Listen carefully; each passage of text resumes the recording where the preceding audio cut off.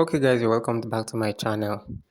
This is the video of the court session where the judge absconded. The judge ran away from delivering judgment. And the senior advocate of Nigeria who raised this petition is seriously angry right now.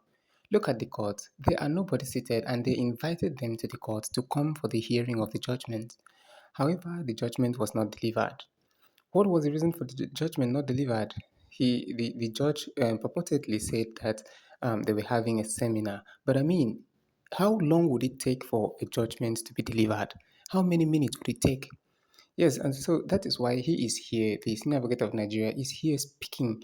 And this is one of the things that's going to make obedient happy and people who are against this unconstitutional inauguration that is about to happen. All right, the senior advocate of Nigeria here mentioned that Nigerians have the right, there is a provision of the constitution that gives Nigerians the right to protest the inauguration. And so it looks like all fingers are pointing to 29 May. There's going to be a protest based on the provision of the constitution. All right, he quoted the constitution of the Nigerian constitution that says that anybody who is not satisfied, who is not constitutionally proven, should not be allowed to take charge of the Federal Republic of Nigeria.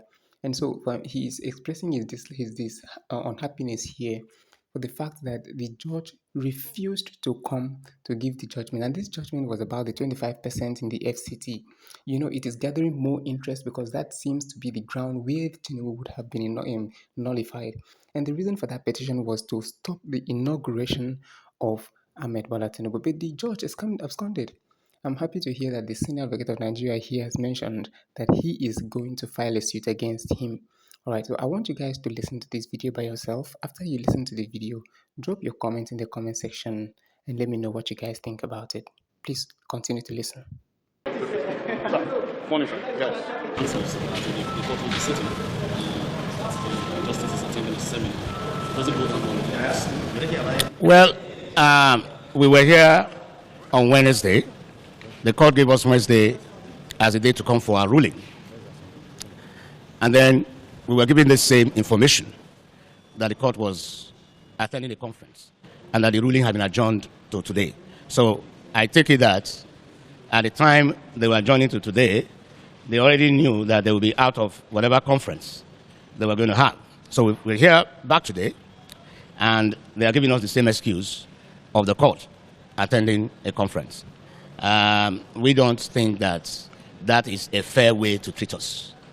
You see, this thing, everybody has rights. I think the impression that as litigants, as people who approach the court, we have no rights. We are absolutely at the mercy of the system. It's a very wrong one. Respect begets respect. You have to respect me as a litigant, then I will respect you as the judex.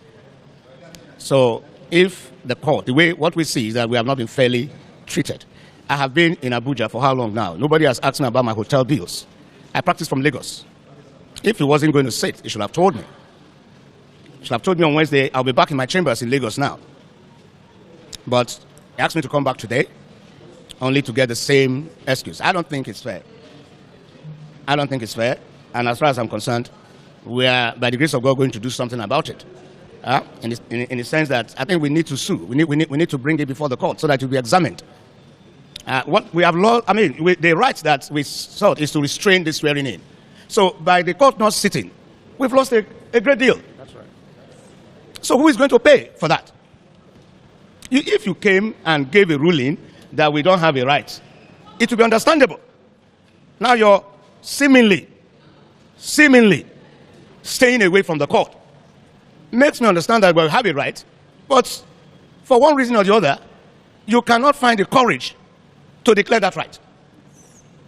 So you are now trying to use absence from the court as a means of depriving me of that right. So I'm going to sue, you're going to pay. You will pay for it. You pay for it. You are going to tell me why you left the court. And we will fight it to Supreme Court. And maybe we will establish as a precedent that Nigerians ought not to be treated in this fashion. That's right. That's right. The judge staying away, with all due respect to the learned judex for whom I have the greatest respect, but like I said, this ruling, it will not take 2 minutes. That's right.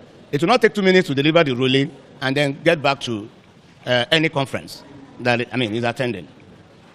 So what I want to say, I have said it, I have written to all the security agencies, I have written to major embassies, I've written to the American embassy, I've written to the British embassy, I've written to the French embassy, German embassy, and I've warned that you cannot make the mistake of installing an unconstitutional president in Nigeria. That's right.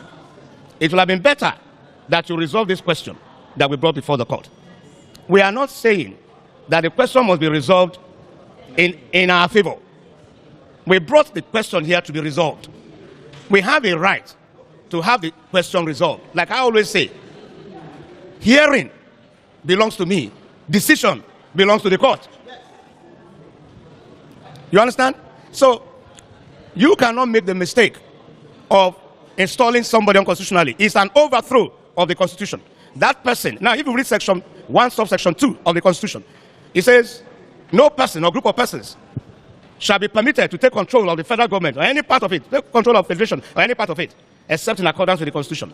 That section invests every Nigerian with authority to resist whoever is sworn in, That's right. Yes. contrary to the Constitution. That's right. Every Nigerian, Yes. in every station of life, Yes. wherever he is, That's right. that is an order from the Constitution to that person to resist whoever is sworn in unconstitutionally. Yes. So it must be that those who want to do this swearing in have conspired against democracy That's right. and want to overthrow it. Yes. The Constitution says, section 14, subsection 2A, that sovereignty belongs to the people of Nigeria. That's right. And they give consent to those who govern through the Constitution. So where you do not observe the Constitution, it means that you don't have the consent of the people to rule. The people have a right to say, we are not going to recognize you or acknowledge you. Yes. What is coming to Nigeria is what these people, they are behaving like children. As far as I'm concerned, Animals. they are behaving like children. We all saw Shoneko here. Somebody went with a decree or word of mouth, made somebody president and commander-in-chief. A court, it took just one declaration from a court, and it was gone. It's the same thing that the same thing that we are getting into.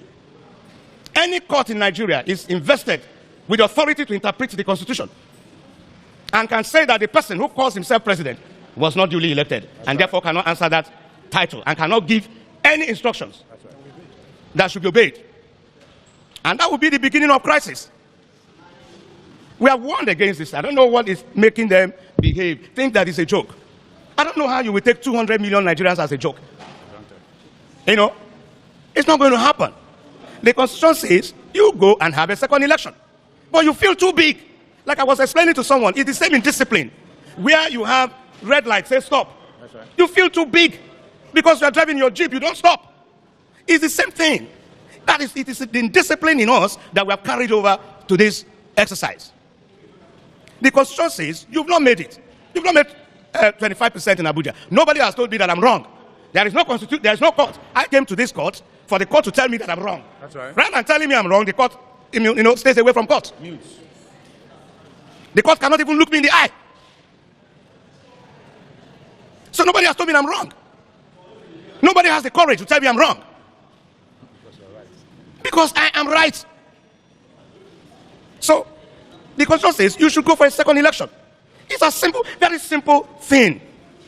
Even as if that second election does not produce a winner, you go for a third one. That's right.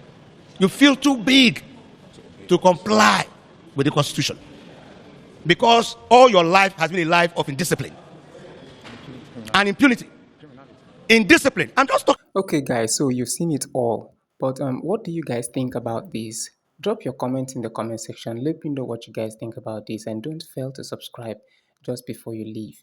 Please make sure to drop your comment and subscribe.